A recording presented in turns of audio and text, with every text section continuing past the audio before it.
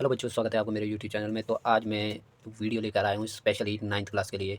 जो 9th class की जो है 11 मार्च को जो गणित की परीक्षा होने वाली है, उससे रिलेटेड मैं वीडियो बना रहा हूँ। और आप इस बात को ध्यान रखें कि भाई जो आपका इस बार जो एग्ज़ाम होने वाला है, गणित का एग्ज़ाम, तो वो इसी पैटर्न के अनुसार ही होगा और ऐसा ही आएगा। आप ये ना समझिए कि कुछ और तरीके का आएगा। बिल्कुल इसी पैटर्न में आपका जो क्वेश्चन पेपर अभी आने वाला है, जो आपका जो एचपी बोर्ड जो क्वेश्चन पेपर आपको प्रोवाइड कराने वाला है, वो ऐसे ही करवाने वाला है। तो इसलिए आपसे मेरी एक रिक्वेस्ट है, यानी कि विनती है कि आप मेरी वीडियो को ध्यान से देखें और मेरी वीडियो में आप ये ना समझें कि भी जो मैं क्वेश्चन करा रहा हूँ यही आपको आएँगे परीक्षा में, ठीक है? ऐसा भी हो सकता है कि यही क्वेश्चन आपको 100% आ जाए, पर मैं इसका जो है कोई आपको श्योरिटी नहीं देता हूँ, यानी कि इसका मैं कोई गारंटी नहीं देता कि यही आएँगे या नहीं आएँगे, ठीक है? तो आप सिर्फ कॉन्सेप्ट को समझें। कॉन्सेप्ट अगर आपको समझ में आ गया तो आपके सामने किसी भी प्रकार का कैसा भी अगर क्वेश्चन पेपर रख देते हैं तो आप उसे आसानी से कर लेते हैं, ठीक है? तो चलिए हम अब ज़्यादा टाइम वेस्ट ना करते हुए अपना वीडियो शुरू करते हैं। तो हमारा जो क्वेश्चन आ सकता है आपके लिए, देखिए इसमें जो मल्टीपल चॉइस क्वेश्चन है, इधर मैंने लिखे हुए क्या ये इस पे जो क्वेश्चन पेपर पे मेंशन है, यहाँ पे देखिए पहला क्वेश्चन आपको क्या है। पहला क्वेश्चन आपको बोलता है कि इंग्लिश मीडियम में भी है, इंग्लिश मीडियम वाले बच्चे भी ध्यान दें ज़रा। तो इंग्लिश मीडियम में भी यहाँ पे क्वेश्चन है, तो देखिए क्या लिखा है। If 4 and 19 is a solution of the equation y equal to ax plus 3, then a equal to, यानी कि a क्या होगा आपको बताना है। यदि 9 और 19 का 19 समीकरण y बराबर है ax प्लस 3 का एक हल है, तो a का मान आपको बताना है, ठीक है? आपको कैसे करना है, तो आप यहाँ पे ध्यान देंगे, ठीक है? देखिए बिल्कुल आसान तरीके से बताऊंगा मैं आपको, घबराना नहीं है। यहाँ पे आपको ध्यान देना है।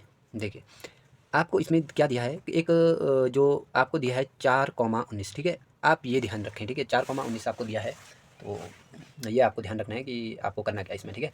यहाँ देखिए 4,19 दिया है, ठीक है? आपको क्या पूछा है कि ये जो समीकरण आपके पास दिया है, ये जो 4 और 19 है, ये समीकरण y इक्वल टू जो ए एक्स प्लस 3 है, इसका हल है या नहीं है, यानी कि solution of this equation, yes और नॉट, ठीक है? आपको ये बताना है। तो देखिए बहुत ही आसान, आप किसी भी चीज़ को रटे ना। मुझे लगता है कि ये शायद ये क्वेश्चन आपकी बुक में से ही उठाया गया, शायद वहाँ पे भी ये क्वेश्चन है ऐसा। तो ज़रूरी नहीं कि ऐसा ये हो सकता है बुक से ही आपको उठा के देते, वैसे तो बुक से ही देते हैं अक्सर। फिर भी मैं बोल रहा हूँ कि अगर जैसे सीबीएसई वाले होते हैं तो उनका थोड़ा सा अलग से भी दिया जाता है। वैसे बुक से जो टॉपिक है वो सेम रहता है, पर बुक में जो क्वेश्चन मेंशन होते हैं उसके अलावा कोई क्वेश्चन बनाकर दिया जाता है, तो उनके लिए भी ये वीडियो खास होने वाला है, ठीक है? तो देखिए क्या करना है, आपको बताना है ए का मान, ठीक है? ए का मान बताना है, यानी कि वैल्यू बतानी है ए की। तो आप किस तरह से बताएँगे, यहाँ देखें जब भी आपको इस तरह से लिखा लिखा जाता है तो आप ये समझिए कि ये क्या है, वर्टेक्स है। वर्टेक्स बोले तो यानी कि कोई जो कोण होता है ना, यानी कि जैसे मान लो ये है, मैं यहाँ पे जो बना रहा हूँ, ये रेक्टेंगल बना रहा हूँ, ठीक है? इसका जो ये पॉइंट है ना, इसको वर्टेक्स कहा जाता है, यानी कि जो इसका जो होता है शीर्ष होता है, ठीक है? हिंदी में कहते हैं शीर्ष, ठीक है? ये शीर्ष दिए गए हैं, या फिर इसे निर्देशांक भी बोल देते हैं, ठीक है? कोऑर्डिनेट्स, कोऑर्डिनेट भी बोलते हैं इसको, जो ये पे यहाँ पे दिए है ना, इंग्लिश में आप कह सकते हैं कि कोऑर्डिनेट, ठीक है? तो देखिए जो ये हमेशा इसमें जो पहला वाला होता है ना, आपको पता है कोऑर्डिनेट, जो किसी भी जो पॉइंट है उसके कोऑर्डिनेट को जो रिप्रेजेंट करने का जो तरीका है वो क्या है, यानी कि एक्स कॉमा वाई होता है, ठीक है? इसका मतलब ये पहला एक्स ही रहता है और दूसरा वाई रहता है, और ये पहला वाला क्या है आपका एक्स है और दूसरा वाला क्या है वाई है, यानी कि एक्स की वैल्यू 4 है और वाई की वैल्यू 19 है, ठीक है? ये आप समझिए। तो आपको क्या करना है, ये नहीं घबराना है कि हम कैसे बताएं भाई, आपके पास एक्स और वाई दिया है, एक्स और वाई की जगह में आप रखते जाइए, आपको अपने आप जो है इसका सोल्यूशन मिलता जाएगा। तो देखिए कैसे करना है, आपको जो मल्टीपल चॉइस करना है तो आपको ज़्यादा टाइम नहीं लगेगा। यहाँ पे देखिए आप कितना टाइम लगने वाला है, ठीक है? मैं तो आपको समझाते हुए भी कर रहा हूँ, तो अभी देखिए आप कितना टाइम लगेगा। वाई की जगह में आपको क्या रखना है, 19 रखना है, ठीक है? और आगे देखिए ए है और एक्स की जगह में आपको 4 रखना है, ठीक है? हो गया, आगे प्लस 3, ठीक है? अब देखिए यहाँ पे 19 आपने लिख दिया और इधर देखिए ये 4 ए बनेगा और ये आपके पास 3 रहेगा। आपको पूछा है ए का मान, तो आप क्या करें, जो इसमें संख्याएँ आपको दिख रही है ना, उनको एक साइड करें। तो देखिए कैसे करते हैं, मैं इसे थोड़ा-सा बदल कर लिख देता हूँ। देखो 4 ए लिखा और ये जब इधर आएगा तो 19 माइनस 3 बनेगा, ठीक है? क्योंकि ये प्लस का है और इधर माइनस बनने वाला है, ठीक है? तो देखिए ये 4 ए रह गया और यहाँ पे 19 में से 3 गए तो ये आपके 16 हो गए। अब आप यहाँ से डिवाइड कर लिए, 4 वन ज़ा 4, 4 फोर ज़ा 16, यानी कि 4 कम 4, ठीक है, 4 चौका है 16। तो आपके पास ए जो आया ना 4 आया। तो देखिए आपका जो ऑप्शन में जहाँ पे भी आपका जो ऑप्शन होगा, ऑप्शन में 4 होगा, तो वही आपका आंसर रहने वाला है। यहाँ पे देखिए, तो मैं टिक तो नहीं करूँगा, देखिए गलती से पेन लग गया। वैसे मैं पेन से कभी टिक नहीं करता हूँ ऐसी चीज़ों पे, जो प्रिंटेड चीज़ होती है, या बुक हो या फिर क्वेश्चन पेपर हो। तो आप यह देखिए आपका जो आंसर रहने वाला है वो ए रहने वाला है, ठीक है? बहुत ही आसान है, इस तरह से कहीं पे भी आए तो आपको घबराना नहीं है, बस सीधा से आपको सॉल्व कर देना है। देखिए इसमें आपको 2-3 सेकंड से ज़्यादा समय नहीं लगेगा, आपके पास 3 घंटे का समय होता है, तो वो बहुत है, ठीक है? अब दूसरा क्वेश्चन देखते हैं। दूसरा क्वेश्चन देखिए, आपको जो याद रखने वाली जो बातें होती हैं ना इसमें, तो ये ना समझिए कि आपको जो मल्टीपल चॉइस याद रखने होते हैं। मल्टीपल चॉइस कभी याद नहीं रखने होते, कुछ छोटी-छोटी चीज़ों का आपको नॉलेज होना चाहिए। जैसे यहाँ पे आपको पूछा कि पाई इज़, यानी कि पाई है। पाई क्या है, यहाँ पे पूछा कि रैशनल नंबर, यानी कि एक अपरिमेय संख्या है, एन इंटीजर एक पूर्णांक है, और यहाँ पूछा है एन इरेशनल नंबर एक अपरिमेय संख्या है, या फिर पूछा है ए होल नंबर एक पूर्ण संख्या है, ठीक है? तो हमेशा याद रखें, कभी भी आप चाहे जब तक आप गणित पढ़ेंगे, पाई हमेशा ही इरेशनल नंबर होता है, ठीक है? क्या होता है, इरेशनल नंबर होता है, यानी कि अपरिमेय संख्या होती है। ये आपको हो सकता है खालिस्तान में भी पूछा जाए, ज़रूरी नहीं मल्टीपल चॉइस में, हो सकता है खालिस्तान में आपको पूछा जाए कि पाई इज़ डैश, ठीक है? तो आप क्या कहेंगे, पाई इज़ डैश नंबर। अगर आपको ऐसा पूछे तो, ठीक है। पाई डैश नंबर या फिर पाई एक डैश संख्या है, तो पाई कैसी संख्या है? अपरिमेय संख्या, यानी कि इरेशनल नंबर है, आप लिख सकते हैं, ठीक है। ये आप चाहे तो रट ही लो, ठीक है, क्योंकि अपरिमेय संख्या है पाई। तो अगला जो आपके पास इसके बाद क्वेश्चन होने वाला है, तो देखिए अच्छा, इसका जो दूसरे का जो आपका आंसर था, तो ये पाई वाला, तो इसका आपका ये जो आंसर जो है सी होने वाला है, ठीक है। अपरिमेय संख्या है यानी कि इरेशनल नंबर है। तो आगे चलें। तो अगला जो आपके पास क्वेश्चन होने वाला है वो है क्वेश्चन नंबर आपका 3, ठीक है। क्वेश्चन नंबर 3 क्या बोलता है आपको, यानी कि in histograph the area of each rectangle is proportion to, यानी कि हिक्टोग्राफ में जो ईच एरिया ऑफ रेक्टेंगल जो होता है वो किसके प्रोपोर्शन होता है, यानी कि किसके समानुपाती होता है। देखिए हिंदी में भी लिखा है, एक आयत चित्र में प्रत्येक आयत का क्षेत्रफल समानुपाती होता है। तो इसके लिए भी आप याद रखना है ये क्या होता है। यहाँ देखिए इसका जो ऑप्शन है वो ऑप्शन डी होने वाला है, क्योंकि इसमें क्या frequency of the corresponding class interval, ठीक है, संगत वर्ग अंतराल की बारंबारता के बराबर। अब देखिए संगत वर्ग अंतराल कैसे होता है, मैं आपको एक एग्जाम्पल बना देता हूँ यहाँ पे। देखिए जैसे मान लिया आपका क्या है 0 से 5 एक वर्ग अंतराल है, यानी कि क्लास इंटरवल कहा जाता है इसे, ठीक है। अब देखिए अगर मैं बच्चों की बात करूँ कि 0 से 5 साल के बीच में कितने बच्चे हैं, तो मान लिया 3 बच्चे हैं, ठीक है। और 5 से मान लिया 10 के बीच में कितने हैं, मान लिया 4 बच्चे हैं। अगर यहाँ पे कर लूँ 10 से अगर 15 बच्चे कर दूँ, तो 10 से 15 बच्चों के बीच में 10 से 15 बच्चे कितनी उम्र के हैं, वो आपकी 10 से 15 उम्र के बच्चे कितने हैं, ये मान लीजिए एज है AGE, ठीक है, इन ईयर है YEAR, ठीक है, इन ईयर। तो देखिए यानी कि 10 से 15 साल के बीच के बच्चे जो हैं वो कितने, 3 बच्चे हैं। तो इसी तरह से देखिए, चाहे चलो 2 मान लेते हैं, क्योंकि तीनों पर है, मैं अलग अलग मानने की कोशिश कर रहा हूँ। तो देखिए जो फ्रीक्वेंसी होती है ना, इसे कहा जाता है फ्रीक्वेंसी, और इसे हिंदी में कहा जाता है बारंबारता, बारंबारता, ठीक है। इसको हिंदी में बारंबारता कहा जाता है और इंग्लिश में इसे फ्रीक्वेंसी, यानी कि इसे FI भी कभी कभी लिखा जाता है, ठीक है। FI क्यों लिखा जाता है, क्योंकि इसमें जो फ्रीक्वेंसी FI इसलिए लिखा जाता है, अगर आप इसकी बात कर रहे हैं तो इसको आप F1 बोलेंगे, इसको F2 बोलेंगे, F3 बोलेंगे, इसी तरह से चलता रहेगा, सो ऑन, ठीक है। अब देखिए F1 जो आई है ना, आई की जगह में आप 1 2 3 कुछ भी लिख सकते हैं। ये क्या के लिए होता है कि अगर आप F1 बोल रहे तो किसकी बात करें, तो आप इसकी बात करें, F2 बोल रहे तो आप इसकी बात करें, F3 बोल रहे तो इसकी बात करें, ठीक है। इसलिए मैंने FI लिखा। आपकी बुक में ऐसा हो सकता है कि यहाँ पे सिर्फ F भी लिखा हो सकता है, ठीक है। अब आगे चलते हैं। तो इसमें क्या है कि भाई अगर आयत चित्र आपके पास किस तरह से होते हैं, देखिए इस तरह का आपका ग्राफ होता है। आयत चित्र कुछ इस तरह से बनते हैं, जैसे ये है और ये है, ठीक है। हो सकता है ऐसा भी हो सकता है। तो जो इनका एरिया है ना, जो ये एरिया है, ये इस किस पे डिपेंड करता है, ये बताता है कि ठीक है। डिपेंड बोले तो यानी कि डिपेंड तो नहीं बोलूँगा, यानी कि प्रोपोर्शन बोलूँगा, यानी कि समानुपाती होता है, ठीक है। ये पता है किस पे समानुपाती होता है, ये होता है आपके जो वर्ग अंतराल में जो भी होता है। यहाँ देखिए, इधर देखिए, संगत वर्ग अंतराल की बारंबारता के, ठीक है। यहाँ पूछा कि फ्रीक्वेंसी ऑफ द कॉरेस्पॉन्डिंग, संगत मतलब कॉरेस्पॉन्डिंग क्लास इंटरवल, ठीक है।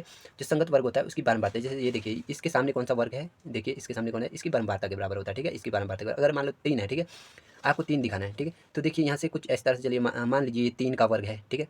तो 3 अगर आपको दिखाना है, यहाँ अगर 1 2 3 होगा, 1 2 3 होगा, ठीक। तो 3 के लिए आपको आयत बनाना पड़ेगा, 3 तक जाना पड़ेगा, और ये ऊपर को जो है ये आपका y की रीडिंग पे, जो भी y की आपकी मेजरमेंट होगी उस पर डिपेंड करता है, क्योंकि आपको पता है इधर को जो चलता है x चलता है, इधर को जो चलता है y चलता है, ठीक है। अगर आपको पता नहीं है तो मैंने बता दिया, ठीक है। ऊपर जो इसकी हाइट है वो आपकी वाई एक्सिस पर डिपेंड करती है कि कितने हाइट जाएंगे, कितने नीचे ही रहेंगे, ठीक है।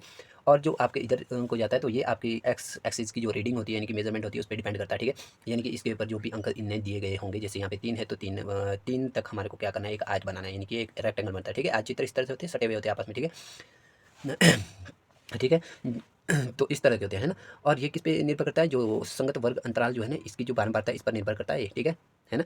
अब आपको देखो इस वर्ग अंतराल में कितने 3 है, तो इसकी बारंबारता के ऊपर ही तो ये बन रहा है, ठीक है। इसके समानुपाती होते हैं। आगे चलते हैं, ठीक है। तो इसमें ऐसे ये तो याद रखने योग्य बातें हैं, फिर भी मैंने आपको इसके लिए कॉन्सेप्ट थोड़ा सा समझा दिया है, ठीक है। आगे चलते हैं।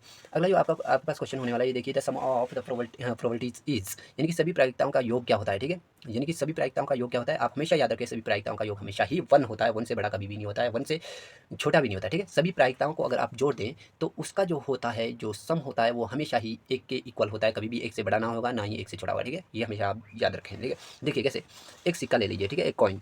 कॉइन में क्या होता है कि भी हेड और टेल होता है, क्या होता है, हेड और जो होता है टेल होता है, ठीक है। अगर आप देखेंगे एक कॉइन में तो दो साइड होती है, 1 एंड 2, ठीक है, 2 साइड होती है, 2 साइड होती है। तो देखिए उसमें जो अगर प्रोबेबिलिटी ऑफ हेड लिख रहा हूँ मैं, हेड आने की अगर बताएं तो वो 1/2 होती है, क्योंकि 2 में से ही तो एक आएगा ना, टेल जो आएगा तो एक ही होता है, टेल तो एक आएगा। टोटल कितने साइड होती है, 2 साइड होती है। अगर प्रोबेबिलिटी ऑफ टेल की बात करें तो वो भी 1/2 होती है, ठीक है। अब अगर इन दोनों को जमा करें, देखिए 1/2 प्लस 1/2, यानी कि 1/2 plus 1/2 half plus half equal to 1 होता है, ठीक है ना। नहीं तो आप करके भी देख सकते हैं, ठीक है। ये किस तरह से आता है, यानी कि 2/2 आएगा, 2 से 2 कैंसिल हो जाएगा, 1 आएगा। ये जरूरी नहीं कि ये इन केस ऑफ कॉइन नहीं होता है, यानी कि जो सिक्के के केस में नहीं होता है, सभी प्रकार के केस में होता है।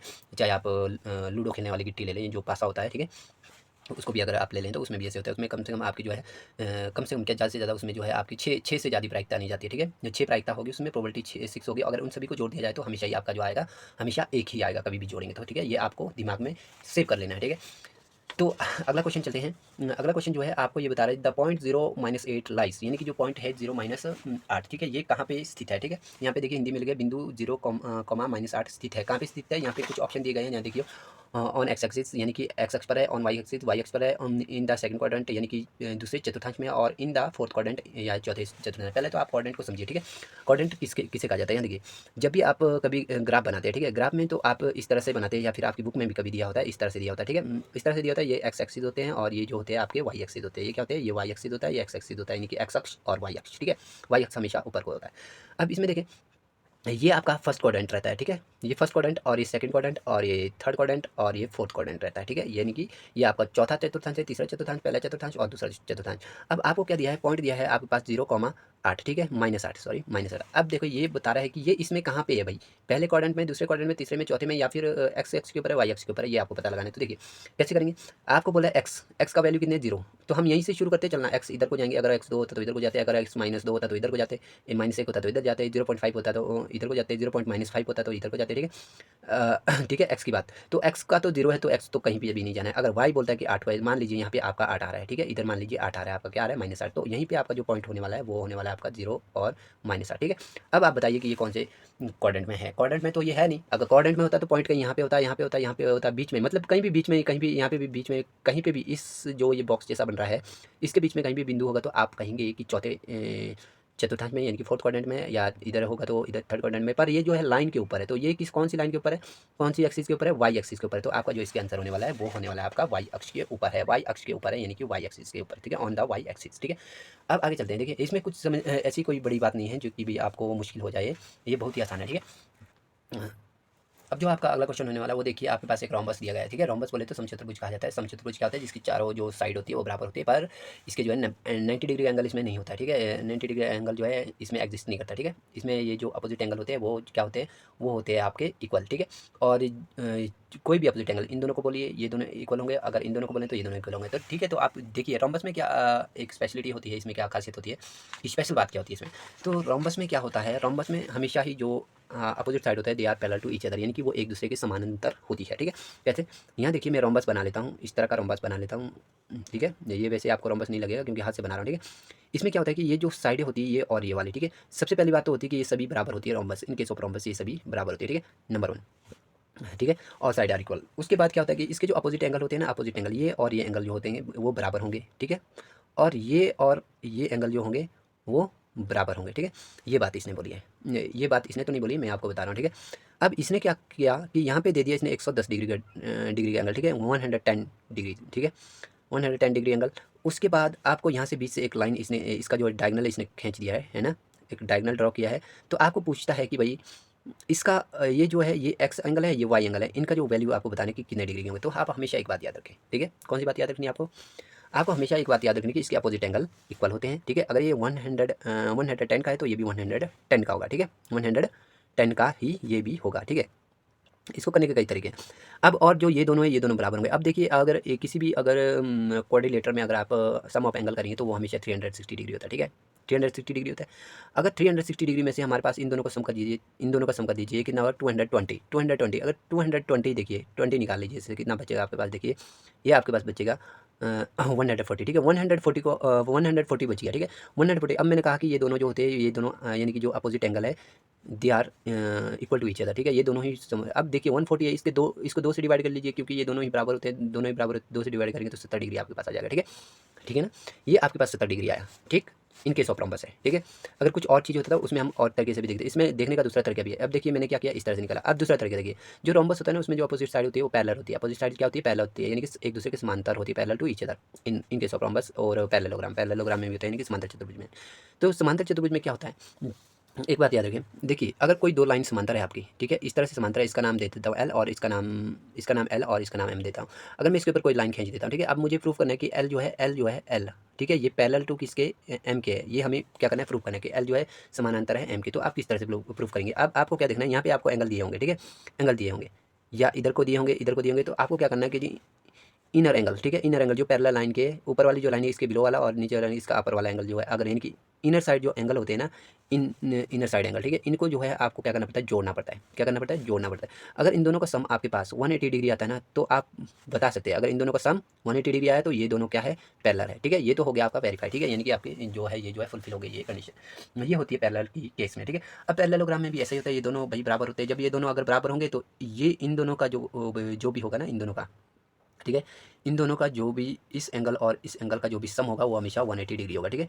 180 डिग्री होगा अगर हम इन दोनों को ऐड करें, ठीक है। सपोज करो इसको ए में, ये क्वेश्चन में तो ऐसा नहीं लिखा है पर मैं आपको लिख रहा हूँ ताकि आसानी से समझ आए, बी सी डी, ठीक है। तो angle angle C plus angle जो भी होगा ना वो हमेशा ही 180 डिग्री होगा, ठीक है। अब एंगल भी तो आपको पता है कि कितना है, ये है एंगल सी, और आपको एंगल भी पता है कितना है, 110 डिग्री, और आगे कितना है 180 डिग्री, ठीक है। अब इसको उधर ले जाए तो आपको एंगल सी पता चलेगा, ठीक है। कैसे चलेगा? देखिए, इसको उधर ले जाएंगे, घटा देना, एंगल जो सी होगा वो आपका कितना आएगा, 180 माइनस 110, ठीक है। अब घटा दें तो ये आपके पास 70 आने वाला है, ठीक है। देखिए तब भी 70 आया, अब भी 70 आया, ठीक है।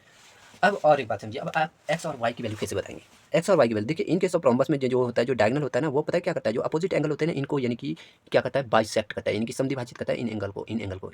इट मीन्स कि भाई इन केस ऑफ जो रोम्बस होता है, रोम्बस में क्या होता है, इन केस ऑफ रोम्बस में ये होता है कि जो एक्स और वाई, यहाँ पे इसी की बात करूँ, जो एक्स और वाई है वो दोनों ही इक्वल होंगे, ठीक है। अगर ये दोनों इक्वल है तो आप क्या कर सकते हैं, इन दोनों का सम कितना है, देखिए एक्स प्लस वाई कितना है, वो है 70 डिग्री। अब वाई को आप देखिए, वाई की जगह में आप एक्स लिखेंगे तो 2x आ जाएगा, और उधर क्या हो जाएगा, ये 70 हो गया। अब करो कितना आएगा, 35, ठीक है। ये मतलब आपका जो x है, अगर x आपका कितना है 35 डिग्री है, तो आपका y कितना होगा, अगर x 35 है तो y भी 35 होगा। x की जगह में 35 लिखिए, देखिए यहाँ देखिए 35 डिग्री लिख दिया, और उधर y लिख दिया, देखिए y भी 35 अपने आप आ गया, ठीक है। एक तो आपको इधर आ गया, ठीक है। तो इसका मतलब आपका क्या है कि 35 भी है। ऐसा आप जनरल साइड या ऐसा भी लगा सकते हैं कि भी अगर आप इस एंगल को किसी तरह से फाइंड आउट कर पाए, यानी कि आपको निकाल पाए ये टोटल एंगल, बस ये समद्विभाजित करता है, जैसे 70 है, 70 का आधा कितना होता है 35, बस ये x का वैल्यू भी 35, y का वैल्यू भी 35। तो देखिए आपका इसमें से ऑप्शन कौन सा होने वाला है, यहाँ पे देखिए x 35 डिग्री, y 35 डिग्री, यानी कि ये ही आपका जो है ऑप्शन रहने वाला है, ठीक है। तो आगे चलते हैं इसी के साथ जो है अभी हमारे जो है 6 ही हुए हैं, अभी काफ़ी है इसमें। तो देखिए अगला जो आपके पास जो क्वेश्चन है वो इस तरह से देखिए, यहाँ देखिए, if a triangle P Q R, ठीक है, पी क्यू आर इसको बोलते हैं कि congruent to triangle E F D, then angle E equal to, ठीक है। इसमें क्या है, यदि त्रिभुज पी क्यू आर सर्वांग सम है त्रिभुज ई एफ डी के, तो कौन ई क्या होगा, ठीक है। कौन ई की बात आपको पूछी, ठीक है।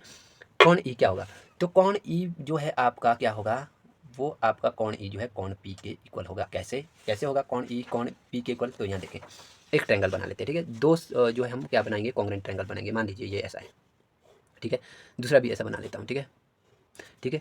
यहाँ देखिए ये क्या है, कौन पी, यहाँ पे क्यू, यहाँ पे आर, यहाँ पे बना लेता हूँ कौन, यहाँ पे देखता हूँ क्या लिखा है, कौन ई एफ डी, यहाँ पे लिख देता हूँ ई, और यहाँ पे लिख देता हूँ एफ, और यहाँ पे लिख देता हूँ डी। अब देखिए अगर ये दोनों ही सर्वांग सम है ना, सर्वांग सम का मतलब ये होता है कि इसकी जो कॉरेस्पॉन्डिंग साइड होती है वो हमेशा ही इक्वल होती है, ठीक है, इक्वल होती है, ठीक है।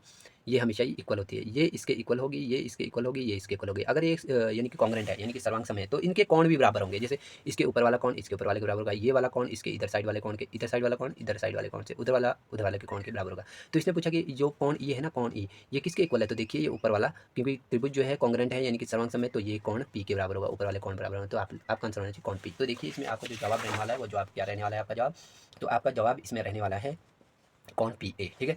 आगे चलते हैं, आगे क्या पूछता है, आगे पूछता है which of the following is a polynomial, यानी कि निम्नलिखित में से कौन कौन सा बहुपद है। बहुपद देखिए आप बहुपद कैसे समझेंगे, बहुपद वही चीज़ होती हैं जिसमें जो है एक से ज़्यादा पद होते हैं, नंबर 1 बात, यानी कि a polynomial is that which have more than one terms, ठीक है, मोर देन वन टर्म्स, जो टर्म्स होती है उसमें जो मोर देन वन होगी तो वो आप अब उसको बहुपद कहा जा सकता है, ठीक है। जैसे जो है द्विपद भी कहा जाता है, ठीक है, क्वाड्रेटिक नहीं कहेंगे, इसको द्विपद कहेंगे, ठीक है, द्विपद भी होता है, त्रिपद भी होता है, ठीक है। तो इसमें देखिए किसको कहा जाता है, आप यहाँ पे देखते जाइए। और दूसरी बात आपको ये हमेशा याद रखनी है कि भी उनकी जो घात है ना, घात यानी कि जो पावर होती है, जो डिग्री होती है, जो डिग्री हमेशा डिक्रीजिंग ऑर्डर में होनी चाहिए, और वो क्या होनी चाहिए, एक इंटीजर होनी चाहिए, ठीक है, इंटीजर होनी चाहिए, यानी कि ना ही वो रैशनल नंबर होना चाहिए, वो सिर्फ क्या होना चाहिए, एक इंटीजर होना चाहिए, ठीक है, इंटीजर, ठीक है। या फिर आप होल नंबर भी कह सकते हैं, या फिर नेचुरल नंबर भी कह सकते हैं, ठीक है। और हमेशा जो उनकी जो पावर है वो डिक्रीजिंग ऑर्डर में होनी चाहिए। यहाँ देखिए यहाँ पे क्या लिखा है, स्केयर लिखा है। देखिए आपको कैसा होता है, यहाँ पे मैं बताता हूँ आपके पास जो पॉलिनोमियल होता है वो किस फॉर्म में होता है। एक सिंपल सा पॉलिनोमियल बताता हूँ, क्वाड्रेटिक इक्वेशन, देखिए A X square plus B X plus C, इस फॉर्म में हमेशा ही होता है, ठीक है। इसे कहा जाता है पॉलिनोमियल। क्या कहा जाता है, इसे पॉलिनोमियल यानी कि बहुपद, P O L Y, polynomial, N O M I A L, polynomial यानी कि बहुपद, बहुपद, बहुपद इसे कहा जाता है। देखिए याद रखने की कोई ज़रूरत नहीं बहुपद, ठीक है। बहुपद में आपको क्या याद रखना है, छोटी सी बात, कौन सी, यानी कि एक तो इनकी जो फॉर्म है, ये अगर यहाँ पे 3 लिखा होता है, 3 के बाद 2 आएगा, 2 के बाद 1 आएगा, एक्स की घात में जो एक्स की पावर है ना वो इस तरह से डिक्रीजिंग ऑर्डर में चलेगी, यानी कि घटते क्रम में। यहाँ स्क्वायर है तो स्क्वायर के बाद यानी कि 2 के बाद 1, जिसको हम लिखते नहीं है, एक घात होती है यहाँ पे, इसे हम लिखते नहीं, ठीक है। 1 के बाद 0 यानी कि खत्म हो गया, तो ये बहुपद है, ठीक है। अब यहाँ पे देखें, इसमें देखिए आप देखेंगे कि इसमें बहुपद तो है 1 2 3 4 4 टर्म्स है। अब यहाँ पे देखिए 1 2 3 4 4 टर्म्स है, यहाँ भी देखिए। तो आप किसे कहेंगे कि भी ये बहुपद है, तो हमारा जो आंसर है ना वो हमारा ये वाला रहने वाला है। देखिए ए की जगह में √2 है, एक्स स्क्वायर है, स्क्वायर के बाद एक्स की घात 1 है और ख़त्म हो गया। तो ये वाला हमारा जो है कौन सा है, हमारा जो है फोर्थ वाला जो है इसका सही आंसर है। यहाँ कहा है कि ऑप्शन जो है और एक चीज़ देखते हैं यहाँ पे, कुछ और है तो नहीं है, बाकी नहीं है, ठीक है, बाकी कोई भी नहीं। तो यहाँ पूछा है ऑप्शन फोर्थ है या फिर ऑप्शन सेकंड है या फिर ऑप्शन 1 है या फिर ऑप्शन थर्ड है। तो हमारा आंसर क्या होने वाला है, ये ऑप्शन फोर्थ यानी कि ए वाला है, इस पर आपको टिक करना है, ठीक है। यहाँ पे टिक नहीं करना है आपको, फोर्थ नहीं बताना है आपको, ए करना है ऑप्शन फोर्थ, ठीक है। अगर इस तरह से आता है, अगर ये इस तरह से ऑप्शन नहीं दिए होते तो आप इसे कर सकते हैं, ठीक है। क्योंकि आपको अभी अभी मैंने एग्जांपल दिया कि इस फॉर्म में होता है हमेशा ही। ऐसा नहीं है कि आपकी जो पावर है वो 2 ही होगी, 2 भी नहीं होती है, ऐसा भी हो सकता है ax³ plus bx² plus cx+d।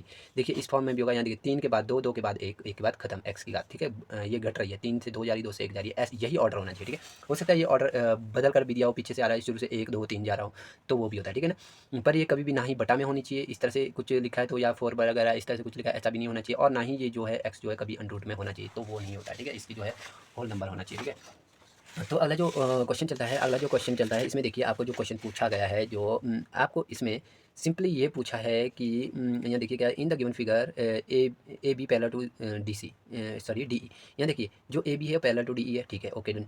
जो बी ए सी एंगल है, बी ए सी देखिए, बी ए सी जो है वो 35 डिग्री है, ठीक है, ये भी ठीक है। उसके बाद देखिए एंगल सी डी ए, यानी कि कौन सी डी ए, कौन सी डी ए वो कितना है, 53 डिग्री, ठीक है। फाइंड डी सी ए, डी सी ए आपको निकालना है, डी सी ए आपको बताना है कि वो डी सी ए क्या होगा, ठीक है। डी सी ए देखिए कौन सा है, डी सी ए। अब देखिए ये कैसे बताना है, अब आपको याद करने की जरूरत नहीं, देखिए ये कितना आसान है, आपको कुछ इस तरह से दिया गया है, ये इस तरह से फिगर दिया गया है, देखिए ये पैरेलल है और ये भी ऐसा है और ये भी ऐसा है, ठीक है। और यहाँ से इसने क्या किया है, यहाँ पे कुछ इस तरह से बनाया है और ये बनाया आपको कितना, यहाँ पे देखता हूँ ज़रा मैं, ये है आपका 53, ये देखिए ये 35 डिग्री का, ये कितना है 35 डिग्री, और ये कितने है 53 डिग्री। आपको पूछ रहा है ये वाला एंगल आपको बताना है, ठीक है, सी वाला, कि आपका सी वाला कौन है। देखिए क्या बोला था इसमें, इधर ए लिखा है, ए इधर लिखा है, यानी कि ये है बी आपका, और यहाँ पे डी कहाँ पे है, डी देखता हूँ ज़रा, डी कहाँ पे है, डी और ई, ये डी और ये है आपका ई, ठीक है। आपको कौन पूछ रहा है, डी सी ई या फिर ई सी डी भी बोलेगा, जो ये बोलेगा वही डी सी ई। यानी कि यहाँ देखिए हमेशा ही एंगल जो होता है ना, हमेशा ही एंगल जो होता है ना, एंगल हमेशा ये होता है, बीच वाला, जो बीच वाला लेटर होता है ना, इस पर एंगल बना होता है, इसी पॉइंट पे, सी पॉइंट का यहाँ पे देखिए, यहाँ सी पॉइंट है, तो ये वाला एंगल पूछ रहे थे। तो आप देखिए कैसे करें, आपको पता है यहाँ पे एक ट्रायंगल ड्रॉ हो रहा है, ठीक है, ट्रायंगल ड्रॉ हो रहा है, आपको पता है कि ट्रायंगल के जो एंगल सम होता है, यानी कि त्रिभुज के तीनों कोणों का योग जो होता है वो कितना होता है, 180 डिग्री होता है, ठीक है, ठीक है, 180 डिग्री आता है। अगर इसके दोनों का पता होता है तो हम इसको बता देते हैं, यहाँ पे तो दोनों का दो कोण पता ही नहीं है, तो हम क्या करेंगे, इसका पता लगाएंगे सबसे पहले। तो ये कितना होगा, देखिए ये अगर ये दोनों समांतर हैं तो यहाँ पे एक जेड का जो है एक सिंबल बन रहा है, जेड का जो है एक आकृति बन रही है यहाँ पे, ठीक है, पिक्चर बन रही है। तो इसका मतलब ये क्या है भी, ये क्या है, अंत एकांतर कोण है, ठीक है, अल्टरनेट एंगल है, ये अल्टरनेट एंगल है, तो इसका मतलब ये दोनों क्या होंगे, एक बराबर, इनर अल्टरनेट एंगल है, ठीक है।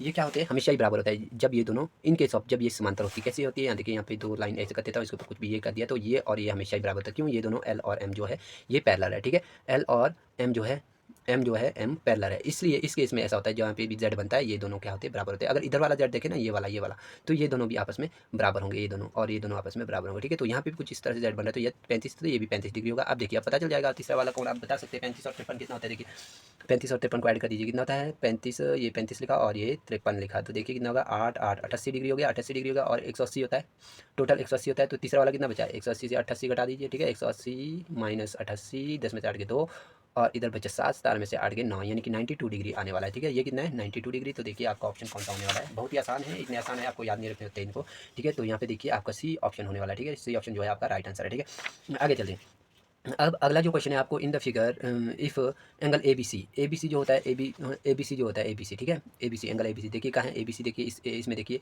ये है ए, ये है ए, ये है बी, ये है सी, ठीक है, ये यहाँ पे दिया 45 डिग्री, ठीक है, डन। अब उसके बाद बोला जी then angle A O C equal to, यानी कि जो एंगल ए ओ सी, ठीक है, कुछ ये इस तरह से इसने दिया है, यहाँ पे मैं इसमें बनाऊँगा अच्छा, यहीं पे बना लेता हूँ, मेरे पास जगह नहीं है तो यहाँ पे बना लेता हूँ, तो टाइम लगेगा। तो देखिए ये कुछ इस तरह से सर्कल है और इसका जो सेंटर है, ठीक है, सेंटर से इसने क्या कर दिया कि भाई एक इसने कैसा बना लिया, एक बना लिया इसने, एक इधर को लाइन है और एक है इधर को लाइन, ठीक है, ये है।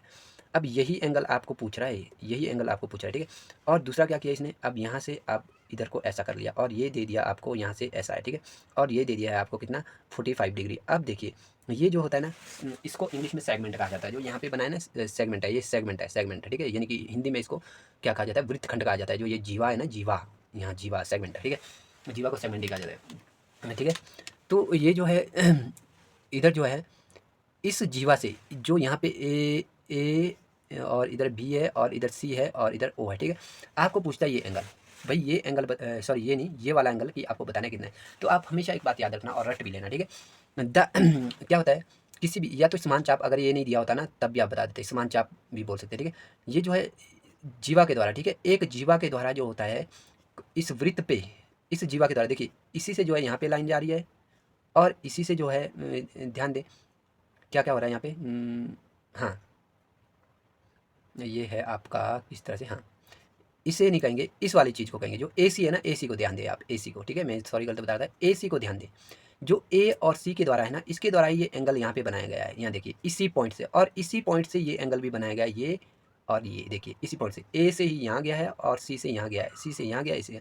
तो आपको हमेशा याद रखना, अगर कोई भी जो इसको कहा जाता है आर्क, ठीक है, ये क्या है, यदि किसी एक आर्क के द्वारा, यानी कि आर्क के द्वारा अगर कोई कोण केंद्र पर बनाया जाता है और वृत्त पर बनाया जाता है, तो वो हमेशा ही आपस में जो होते हैं ना, एक दूसरे के जो हो जाते हैं डबल और आधे होते हैं। डबल और आधे कैसे बोलेंगे, यानी कि 1:2 रेशो में होंगे, 1 और 2 के अनुपात में होते हैं, 1:2 के होते हैं, ठीक है। थोड़ा सा इसके लिए और एक पिक्चर बना लेता हूँ और देखिए यहाँ पे थोड़ा ज़्यादा शायद आपको समझ आ गया। यहाँ देखिए यहाँ पे एक कोण बनाया, ये ए बी है, ठीक है, और यहीं से एक वृत्त पे कोण बना लेता हूँ, यहाँ पे ये डी है, ये ओ है। तो देखिए ये और ये कोण हमेशा एक दूसरे के क्या होते हैं, इस कोण के आधा ये होता है, ठीक है, जो वृत्त पर बनाया होता है, यानी कि angle subtended on the circle, ठीक है, subtended by this arc on the circle is half of the angle subtended by this arc at the centre of the circle, ठीक है। इसके ऊपर जो आंतरिक कोण आंतरित करता है ना, ये चाप, ठीक है, ये चाप जो इस पे कोण आंतरित करेगा, इसका आधा होता है हमेशा वो कोण जो कि भाई वृत्त के ऊपर बनाया गया होता है, यानी कि इसकी जो सरकमफ्रेंस के ऊपर बनाया होता है, परिधि के ऊपर, ठीक है, समझ आई। तो यहाँ पे भी देखिए कुछ ऐसे ही, पर ये जो है ना, इसको खींच कर यहाँ पे लाया गया है, मतलब इसे इस तरह से इमेजिनेशन करो। तो वो वही यहाँ पे हुआ है, क्या हुआ है, इसी से ही क्या है एंगल यहाँ ऊपर बनाया गया, इसी से यहाँ एंगल यहाँ पे बनाया गया। तो आप हमेशा याद रखें, ये इसका अगर ये आधा है तो ये हमेशा इसका डबल होगा, इस एंगल का क्या होगा, डबल होगा, यानी कि 2D होगा, कौन सा, ये वाला एंगल, ठीक है, ये वाला एंगल। तो यहाँ पे देखिए ये अगर क्या है आधा होता है तो ये डबल होगा, 45 का डबल कर दीजिए, बात ही खत्म, 45 का डबल कर दीजिए। अगर इसे पूछा होता है तो आप इस बीच वाले का आधा कर देना, तो बाहर वाला बता देगा। अगर अंदर वाले को पूछा है ओ पे जो बन रहा है तो बाहर वाले का डबल कर देना, ठीक है, इतने सा बात है। तो 45 दूना 90, यानी कि 45 टू जार कितना होता है, 45 टू जार होता है आपका 90, ठीक है। तो यहाँ पे आया 90 डिग्री। तो देखिए आपका जो ऑप्शन इसमें रहने वाला है वो कौन सा रहने वाला है, वो है ये आपका सी ऑप्शन, 90 डिग्री का होता है, ठीक है। इतना आपको ध्यान रखना, चाहे कैसा भी सर्कल आए, बस आपको एक बात याद रखनी है, अगर कोई सेम आर्क के द्वारा अगर कोई एंगल जो क्या किया होता है, कंस्ट्रक्ट किया होता है, यानी कि सबटेंडेड किया होता है at the centre of the circle and on the circle, ठीक है, वो हमेशा ही 1:2 रेशो में होते हैं। या फिर आप इस तरह से बोल सकते हैं, जो बाहर वाला जो बाहर कौन होता है केंद्र से बाहर, वो हमेशा आधा होता है केंद्र से का, ठीक है, और जो केंद्र होता है वो बाहर वाले कोण के दुगना होता है, ठीक है। अगर यही आपको याद रखना है, बस इतनी सी बात है, ज़्यादा मैं नहीं बोलूँगा। अब अगला जो क्वेश्चन है, अगला क्वेश्चन आपको ये पूछता है, ये देखिए क्या पूछा इसने पूछा which of the flowing pair is a solution of the equation this, ठीक है, 3x - 2x = 7, यानी कि निम्नलिखित में से कौन सा युग्म समीकरण 3x - 2x + 7 का एक हल है। अब आपको बोल रहा है कि इनमें से कौन सा है, तो आप इस पे कैसे करेंगे, आप याद तो रख नहीं सकते, आपको पता है क्या करना है, इसमें इक्वल बोला है ना, 3x और -2y, 3x और -2y बोला है, ठीक है। यहाँ पे लिखेंगे ज़रा हम 3x - 2y हम लिख लेते हैं पहले, ठीक है, कैसे लिखेंगे, एक मिनट, यहाँ पे लिख लेता हूँ मैं दूसरे कागज़ पे। यहाँ पे देखिए क्या होता है, देखिए इसने क्या बोला आपके पास, इसने दे दिया कि भी 3x - 2y, ठीक है, और = 7। आपको पता लगाना है कि इनमें से कौन सा इसका आंसर है। तो आप क्या करेंगे, फटाफट से इसमें चेक कर देंगे, क्या करेंगे, चेक मतलब जांच, हिंदी में बोलते हैं, ठीक है। आप देखेंगे ये है या नहीं, कैसे, इधर लेफ्ट हैंड साइड में देखेंगे 7 जब तक नहीं मिलेगा। देखिए अगर मैं 3 लिखा, x - 2 लिखा, यहाँ देखिए ये हमेशा x होता है, ये y होता है, ये x होता है, ये y होता है, ये x होता है, ये y होता है, ये x होता है, ये y होता है, ठीक है। x की जगह में x लिखेंगे -2 और आगे है -2 और इधर लिखेंगे हम क्या है 1। अब देखेंगे 7 आता है कि नहीं, जहाँ देखिए 3 दूना 6 हो गया, -6 और आगे है -2, 6 2 8 यानी कि -8 आया, ये तो है ही नहीं, तो ये तो है नहीं। आगे देखते हैं 3 गुना 1 ये हो गया और आगे चलते हैं -2 गुना -2। अब देखिए 3 एकम 3 और माइनस और माइनस गुना हुआ है तो प्लस हो गया, 2 दूना 4 हो गया। अब देखिए ये क्या हो गया 7, ठीक है, यानी कि equal to right hand side हो गया, राइट हैंड साइड आपको इस तरह से देखना है। तो देखिए इसका जो आंसर है आपके पास, जो इसका जवाब आया वो बी ऑप्शन आपका राइट आंसर है, ठीक है। आगे चलते हैं। आप क्या बोलते हैं व्हेन पी एक्स, आप क्या बोलते हैं when P x x raise to power 4 plus 2x³ minus 3x² plus x minus 1 is divided by x and -2 x, ये सॉरी ये इधर आपको गलत दिया है, ये x -2 है, ठीक है, x -2 कॉमा नहीं है इसमें, x -2 है, क्या है x -2 है, ठीक है, ये इस तरह से। इससे अगर डिवाइड करिए द नंबर इज, क्या बोलते हैं जब पी एक्स ये जो दिया है अगर इसको इससे द्वारा विभाजित किया जाए तो शेषफल, ठीक है, यहाँ पे नहीं लिखा था, रिमाइंडर नहीं लिखा है, यहाँ पे शेषफल प्राप्त होता है, यानी कि आपको शेषफल क्या मिलेगा वो आपको पता लगाना है, ठीक है। वो आप किस तरह से पता लगेंगे, देखिए बहुत ही आसान तरीका है इसमें, या तो आप भाग करें, भाग करने में आपको ज़्यादा टाइम लगेगा, आपको क्या करना है कुछ नहीं करना है, ये इसको जी माना जाता है क्योंकि पी उसने दिया और जिससे हम भाग करते हैं उसे जी करते हैं। जो जी हमारे पास कितना है, हमारे पास है x -2। आपको क्या करना है, जी को आपको 0 रख देना है, क्या रखना है 0 रख देना है, ठीक है। अब जी की जगह में इस जगह को लिखना है x -2 = 0, ठीक है। मैं पूरा कैलकुलेशन बता रहा हूँ, अगर आपको सॉल्व करने में आएगा तो ऐसा करना पड़ेगा, ठीक है। तो देखिए यहाँ से x अगर निकालेंगे तो ये उधर चला जाएगा, तो x कितना आया, x आया 2, ठीक है, 2 आया, ओके। नहीं तो आप इतना भी लगाइए, अगर इधर -2 है तो आप सीधे ही 2 लिखें एक्स की जगह पे, ठीक है, एक्स की जगह पे आपको 2 भर देना है। अगर इधर +2 होता तो आप -2 रख देते, ठीक है। तो देखिए इसमें रखेंगे और हमें जवाब मिल जाएगा। देखिए एक्स की जगह में मुझे क्या रखना है, एक्स की जगह में मुझे रखना है, एक्स की जगह में क्या रखना है 2 रखना है, ठीक है। यहाँ रख देते 2 और यहाँ लिख देते 4 और इधर सॉरी यहाँ पे जगह कम है, पहले मैं देख लेता हूँ ज़रा इस समीकरण को ही, इस जो यहाँ पे इक्वेशन दी गई है इसे ही लिख देता हूँ, x⁴ plus 2x³ minus 3x² plus x minus 1, ठीक है। अब इसमें रखूँगा मैं x कितना रखूँगा 2 रखूँगा, ठीक है, जो हमने 2 निकाला है x की जगह में 2 रखूँगा तो आपको आंसर मिल जाएगा, ठीक है। यहाँ रखिए 2⁴ और प्लस यहाँ पे 2 और यहाँ 2⁴ और यहाँ पे रखेंगे -3 तो एज इट इज़ रहेगा और यहाँ इसकी जगह पे 2² और इधर प्लस इधर x की जगह पे भी 2 और इधर -1। तो देखिए यहाँ पे करिए कितना 2 दूना 4, 4 दूना 8, यानी कि 4 बार करना है तो ये बने 2 दूना 4, 4 दूना 8, 8 दूना 16, यहाँ बना 16। अब आगे चलते हैं, अब आगे चलते हैं। यहाँ पे क्या होता है, यहाँ पे इसका जो 2 का क्यूब है वो 8 हो जाता है, 8 को फिर हम 2 के साथ करेंगे, 8 में 16, यहाँ पे भी आ गया 16, ठीक है। अब यहाँ पे देखिए 2 का स्क्वायर कितना होता है 4 होता है, 4 को इसके साथ करेंगे तो -12 हो जाता है, ठीक है। अब यहाँ पे देखिए, यहाँ पे क्या है सिर्फ 2 है, ब्रैकेट हटा दिया, इधर क्या है -1 है। अब आपको क्या करना है प्लस वालों को एक साथ करना है, ठीक है। ये भी प्लस है, ये भी प्लस है और हमारा कौन सा प्लस है 2 भी प्लस है, ठीक है। बाकी माइनस वाला एक साइड, 16 दूना 32, 16 16 32 होता है ना, 16 + 16 होता है 32, 32 और ये 2 होता है 34, ये कितना आता है 34। अब माइनस वाले को एक साइड करना है तो ये हो जाता है आपका -13, ठीक है। 12 + 1 कितना होता है, दोनों ही माइनस है तो हम प्लस कर देते हैं, ठीक है, पर साइन माइनस करेंगे। अब देखिए 32 में से अगर 34 में से अगर हम 13 निकाल देते हैं तो हमारे पास क्या बच जाता है, यहाँ देखिए एक एक, ठीक है, सॉरी यहाँ पे 2 बच गया, यानी कि 21 आंसर आने वाला है। तो देखिए इसमें अगर आपका 21 है, यहाँ पे देखिए ये वाला आपका ऑप्शन जो है भी राइट आंसर है, ठीक है। इस तरह से आपको करना है, ज़्यादा इसमें समय नहीं लगेगा। अब देखिए आगे आपको क्या पूछ रहा है, the surface area of a sphere of a diameter 40 centimetre is, यानी कि सरफेस एरिया यानी कि जिसको पृष्ठीय क्षेत्रफल कहा जाता है, यानी कि जिसका व्यास जो है 14 सेंटीमीटर है, उसका पृष्ठीय क्षेत्रफल क्या होगा, इसमें से आपको बताना है, ठीक है। तो देखिए पृष्ठीय क्षेत्रफल निकालने का जो आपका तरीका है वो आपको फॉर्मूला तो याद होना चाहिए, ठीक है। फॉर्मूला देखिए एक गोले का ही, एक जो गोला होता है ना स्फीयर, उसका जो आपका पृष्ठीय क्षेत्रफल है वो ही एक यूनिट होता है, कैसा होता है 4πr²। हमेशा याद रखें, क्यूब ना लगाएं, स्क्वायर लगाएं, क्योंकि एरिया हमेशा ही भी स्क्वायर यूनिट में आता है, यानी कि वर्ग मात्रक में आता है। देखिए यहाँ 4 रखा और डायमीटर आपको कितना दिया था, डायमीटर दिया था आपको दिया है इसमें डायमीटर 14 सेंटीमीटर, ठीक है। क्या दिया डायमीटर, आपको चाहिए जब एरिया निकालना है तो आर चाहिए, जो आपको व्यास अगर दिया व्यास का आधा करो, यानी कि 14 का आधा करेंगे तो कितना आएगा, 14 का आधा करेंगे तो हमारे पास 7 आएगा, यही हमारा आर हो जाता है। आर कितना है 7, यानी कि डायमीटर हमारा कितना है, डायमीटर हमारा कितना है, डायमीटर हमारा है 14, ठीक है। अगर इसका आधा कर दिया ये हमारा आर आ गया, ठीक है। अब आर आप यहाँ पे रख दीजिए, पाई की जगह में क्या रखना है आपको, पाई की जगह में आपको पता है बाई/7 रखना है और आर की जगह में क्या लिखना है आपको 7 × 7 2 बार, क्योंकि यहाँ पे आर स्क्वायर है तो 2 बार, तो 7 से 7 कैंसिल हो जाएगा और इन सबको गुणा कर लीजिए, ठीक है। ये क्या हो गया 4 दूनी 8, 4 दूनी 8 और 4 दूनी ये हो गया आपका 88 × 7, इन सबको गुणा कीजिए, 8 7 56, 8 7 56, 56 और 5 कितना हो जाता है आपके पास, 56 5 हो जाता है आपके पास 61, ठीक है। 616 सेंटीमीटर स्क्वायर हमेशा लगेगा। अब इसमें देखेंगे हम 616 अगर हमारा कहीं पे आंसर है तो यहाँ पे देखिए इसका जो आंसर है वो सी जो है आपका, सी ऑप्शन सी आपका राइट आंसर है, ठीक है। अब आगे चलते हैं। अब यहाँ पे कुछ ऐसे स्टेटमेंट टाइप क्वेश्चन दिए होते हैं, ठीक है। आपको क्या बोला है इधर देखिए क्या है, असर्शन क्या दिया है, यानी कि जिसको अभिकथन कहा जाता है, the perpendicular distance of a point A क्या दिया 3,4 from the Y axis is 4, ठीक है। अब देखिए इसको हिंदी में पढ़िए, हिंदी में क्या है अभिकथन, बिंदु इसमें इंग्लिश में दिया हिंदी में दिया, ठीक है। बिंदु की वाई अक्ष से लंबवत दूरी 4 मात्र है, इसने ये लिखा है, ठीक है।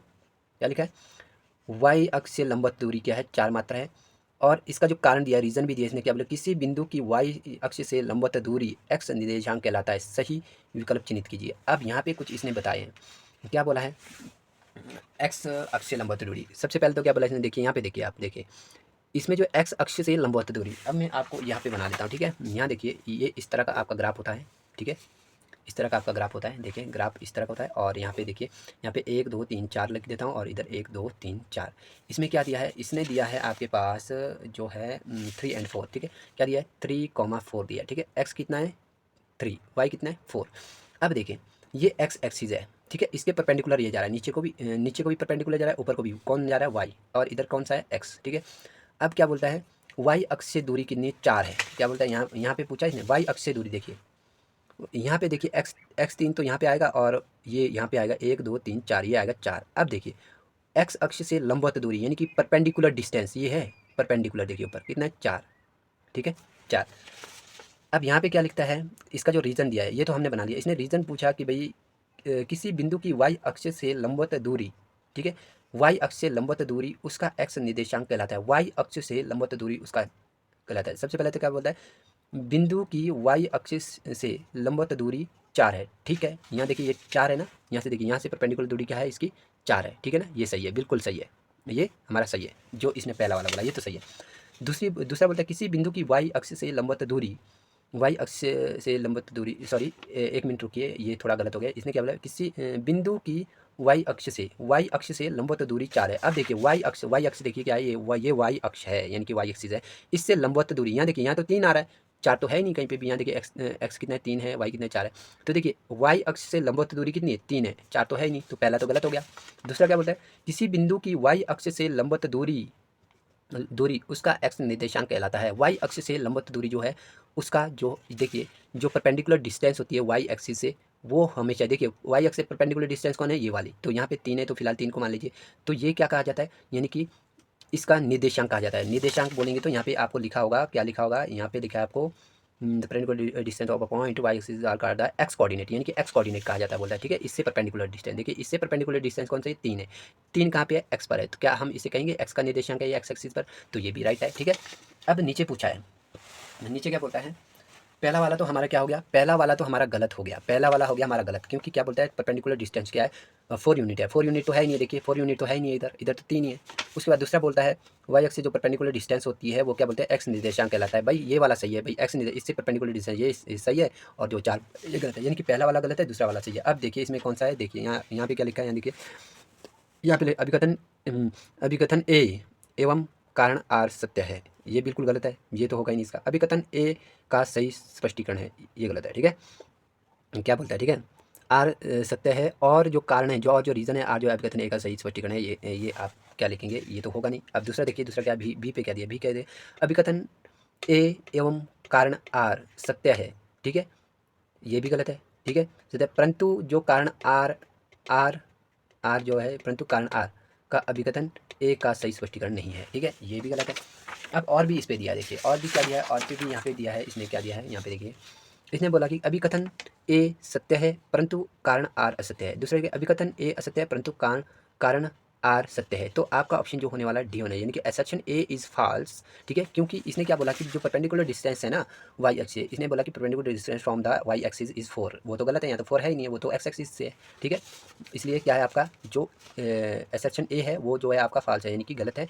एंड आर इज़ ट्रू, यानी कि आर इज़ ट्रू, यानी कि आर ट्रू है। इसने क्या बोला कि जो वाई एक्सिस से जो परपेंडिकुलर डिस्टेंस होती है वो क्या होती है, दूसरा जो इसने रीज़न बताया था वो क्या होती है, एक्स कोऑर्डिनेट होते हैं। भाई ये सही है, देखिए इससे परपेंडिकुलर डिस्टेंस ठीक है, तो ये इसका कोऑर्डिनेट है, तो एक्स पर ही जो एग्जिट कर रहा है on the lie on the x axis, ठीक है, तो ये सही है। तो आपका जो इसमें ऑप्शन होने वाला है वो ऑप्शन डी आपका राइट आंसर है, ठीक है। आपको इस तरह से समझना है। आगे देखिए, आगे क्या बोलता है, अभिकथन, देखिए अभिकथन इंग्लिश आप देखें खुद, ठीक है, 2 बार पढ़ूंगा तो वीडियो काफ़ी लंबा बन रहा है, 50 मिनट की वीडियो वैसे ही बन चुकी है। तो आगे बढ़ते हैं। आगे क्या दिया इसने, भुजा 4 सेंटीमीटर वाले समबाहुभुज त्रिभुज का क्षेत्रफल 4/3 सेंटीमीटर स्क्वायर है, ठीक है, ठीक है। किसकी, समबाहु त्रिभुज का, ठीक है, जो एरिया है वो ये बता रहा है ये, ठीक है। उसके बाद क्या बोले, समबाहु त्रिभुज का जो क्षेत्रफल होता है वो क्या बोलता है, ये वो बोल रहा है कि ये इस तरह से होता है। भाई क्या ये सही है या गलत है, ठीक है। अब देखें, आपको मैं बताता हूँ, ठीक है। देखिए, कोई जो आपका जो इक्विलेटरल ट्रायंगल है, इक्विलेटरल ट्रायंगल किस तरह का होता है? इक्विलेटरल ट्रायंगल इस तरह का होता है कि इसकी जो ऑल साइड होती है वो इक्वल होती है। अब बोला इसने कि ये साइड की जो लेंथ है वो कितनी है? 4 सेंटीमीटर, ठीक है। अगर 4 सेंटीमीटर वाले लेंथ वाला जो इक्विलेटरल है, इनकी समबाहु त्रिभुज है, तो उसका जो एरिया होता है ना, √3/4 ए स्क्वायर होता है, ठीक है। अब इसमें देखिए, अगर हम इसमें 4 डालें, ठीक है, √3 यहाँ पे लिखा है और नीचे 4 लिखा है, और यहाँ पे क्या डालें? 4 × 4 डालें, तो देखिए यहाँ से यहाँ कट गया और इनको मल्टीप्लाई कीजिए, ये क्या आया? 4/3 आया। अब देखिए 4/3 सेंटीमीटर स्क्वायर आप लगा सकते हैं, ठीक है, क्योंकि सेंटीमीटर में, तो ये आपका आया। अब क्या बोलता है, ये क्या कहता है? समबाहु त्रिभुज का क्षेत्रफल ये होता है, ठीक है। उसके बाद बोलता है कि ये होता है इसका जो क्षेत्रफल होता है, क्षेत्रफल ये होता है, ठीक है। The area of equilateral triangle equal to ये होता है। तो ऊपर क्या बोलता है कि the area of equilateral triangle having each side is 4 centimetre is 4/3 centimetre square. क्या ये सही है? दोनों ही सही है ना, फॉर्मूला यही होता है और ये एरिया भी हमारा यही आया है। तो आपका जो होता है इसमें जो ऑप्शन हो जाएगा वो देखिए यहाँ पे आप पढ़ सकते हैं, ठीक है। आप क्या पढ़ेंगे? यहाँ पे देखते हैं, ये भी नहीं है क्योंकि यहाँ पे असत्य है, दोनों ही सही है। दोनों सत्य कहाँ है, यानी कि ट्रू कहाँ पे है? यहाँ पे देखते हैं, अभी कहते हैं अभिकथन ए एवं कारण आर सत्य है, ठीक है, और कारण आर अभिकथन ए का सही स्पष्टीकरण है, ठीक है। ये वाला सही है आपका, ठीक है। दूसरे में क्या दिया है कि भी आपका जो the assertion A and reason R true but reason R is not the correct explanation of A, ठीक है, यानी कि ये इसका जो है सही स्पष्टीकरण नहीं है, बोलता है दूसरा। तो ठीक है, ये दूसरा तो है ही नहीं आपका, जो इसका जवाब में होने वाला ऑप्शन है वो ए आपका राइट आंसर है, ठीक है। ठीक है, ये दोनों आप दोनों ही क्या सही है? तो देखिए ए एवं कारण, यानी कि जो असर्शन ए है एंड जो रीजन आर है, बोथ आर क्या है? ट्रू है, and R is the correct explanation of assertion A, ठीक है। तो ये सही हो गया, ठीक है। तो इस तरह से आप दें, ठीक है, समझ कर ही जवाब देना है आपको, ऐसे नहीं देना है। आगे देखते हैं ABC क्या है? ABC is rhombus such that, rhombus बनाते हैं, ठीक है। रोम्बस बनाएंगे तो क्या बनाएंगे? समचतुर्भुज बनाएंगे। तो देखिए समचतुर्भुज में इस तरह से यहाँ पे बना लेता हूँ, आपके सामने ड्रॉ कर लेता हूँ। समचतुर्भुज मैंने थोड़ी देर पहले भी बताया, समचतुर्भुज कैसा होता है? ऐसा होता है, ठीक है। इसकी जो ऑल साइड होती है वो इक्वल होती है, ठीक है। ठीक है, इसमें क्या बोलता है? ABCD, चलो मैं ए यहाँ पे लिख देता हूँ, ए, ये B हो गया, ये C हो गया, ये D हो गया, ठीक है। अब इसको देख लेते हैं, क्या कर लेते हैं हम, ठीक है। ये सभी इक्वल है। अब इसमें बोलता है जो कोण ACB, यानी कि बीच वाला लेटर देखना, इस पे एंगल बना हुआ जो C है ना, C ये कितना है बोलता है? ये 40 डिग्री बोलता है। कितना है? 40 डिग्री, ठीक है। और जो एंगल तो देन एंगल D, यानी कि D पे कौन सा एंगल होगा ये आपको बताना है, ठीक है। D पे एंगल क्या होगा ये आपको बताना है। तो देखिए ये बहुत ही आसान है। अब मैंने एक चीज़ आपको बोला था, ये वाला एंगल आपको बताना है। तो देखिए इसमें पैरेललोग्राम में क्या होती है? अपोजिट साइड क्या होती है? पैरेलल होती है, यानी कि समानांतर होती है। अपोजिट साइड ये और ये समांतर होगी, ये और ये समांतर होगी। अभी इन दो कोण की बात कर रहे हैं, ये इसने दिया है, अब आपको ये बताना है। आपको पता है अगर ये दोनों समांतर है, यानी कि अगर आपकी जो है AD पैरेलल टू है इसके BC के, अगर ये समांतर है तो इसका मतलब कि जो इनका एंगल है, जो एंगल D प्लस जो एंगल C है वो हमारा 180 डिग्री होना चाहिए। जबकि पैरेलल है तो 180 डिग्री होना चाहिए। अगर 180 डिग्री है तो ये दोनों पैरेलल है, ठीक है। तो आपको देखिए एंगल C का तो पता है आपको, ये कितना है? 40 डिग्री, ठीक है। तो आप ये निकाल सकते हैं, इसको उधर ले जाएं तो पता चल जाएगा आपको, इससे निकालेंगे तो आपको ये एंगल पता चल जाएगा। ये कितने का हो जाएगा आपका? अगर 180 से अगर आपका 40 जाता है तो 140 डिग्री आपका बच जाता है, ठीक है। तो आपका ये कितना है? 140 डिग्री है। तो आप बता सकते हैं इससे, इस प्रकार आपका जो है एंगल कौन सा, इसने क्या बोला था? ADB, एंगल ADB, एक मिनट रुकते हैं, ADB, सॉरी ADB, एक मिनट रुकते हैं, ADB, हाँ यस, ये वाला एंगल है, ये पूछ रहा है, ठीक है। ये वाला एंगल ये पूछ रहा है, ये वाला, ठीक है। मैंने आपको थोड़ा गलत बता दिया, ठीक है। अब देखिए अगर ये ADB पूछ रहा है, ठीक है ना, क्या पूछ रहा है? ये ADB पूछ रहा है, जबकि इसने कौन सा एंगल दिया है? कौन सा एंगल दिया है? इसने दिया है एंगल ACB, एंगल दिया इसने, एंगल दिया इसने AC और B। ओके देन यहाँ पे चले जाते हैं, ठीक है। कुछ ये सही नहीं बना, दोबारा से बना लेता हूँ। कुछ ये इस तरह से, मैं थोड़ा सा पूरा क्वेश्चन नहीं पढ़ा। इसने क्या किया, यहाँ पे इस तरह का बनाया है और यहाँ पे भी इसने इस तरह का बनाया है, क्योंकि इसने इधर अगर A, इधर B लिखा, इधर C लिखा और इधर D लिखा, तो इसने एंगल आपके पास जो दिया है, एंगल दिया है इसने, एंगल दिया है इसने ACB, देखिए ACB, यानी कि ये वाला एंगल दिया इसने 40 डिग्री है, ठीक है, 40 डिग्री है।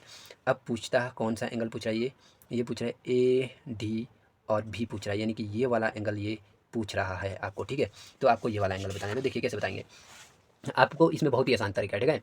आप क्या देखेंगे, अगर कोई दोस्त, ये दोनों देखिए पैरेलल, यानी कि जो समचतुर्भुज होता है ये अपोजिट साइड पैरेलल होती है और एक ही बेस पे जो है दो ट्रायंगल बने हैं, ठीक है। दो ट्रायंगल बने हैं, यहाँ पे देखिए दो ट्रायंगल बने हैं, ठीक है, बने हैं ना, और इनका एरिया इक्वल होता है, ठीक है। दूसरी बात क्या होता है, सॉरी, हाँ ट्रायंगल बने हैं। दूसरी बात क्या होती है?